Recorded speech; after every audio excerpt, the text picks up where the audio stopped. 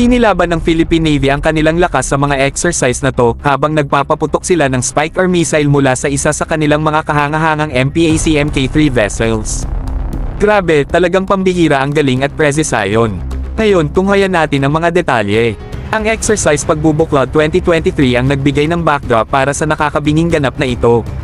Nagpakitang gilas ang Philippine Navy sa kanilang galing at kakayahan na nagpapatunay na handa silang ipagtanggol ang ating mga karagatan. Talagang nakakamangha, mga bro.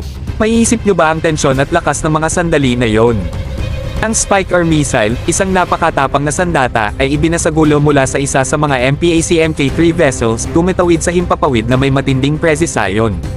Talagang pinatunayan nila ang determinasyon ng Navy na protektahan ang interes ng ating bansa. Pero hindi lang ito tungkol sa pagpapakitang lakas, mga bro, ito'y patunay rin ng dedikasyon ng ating mga tauhan sa Navy.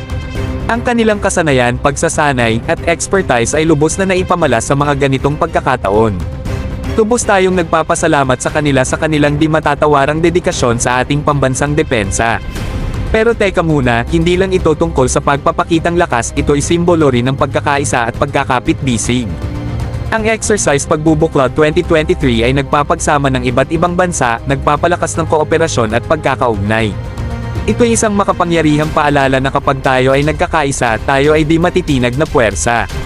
Kaya, mga bro, magpalakpakan tayo para sa Philippine Navy sa kanilang napakagaling na gunnery exercises at live fire exercise.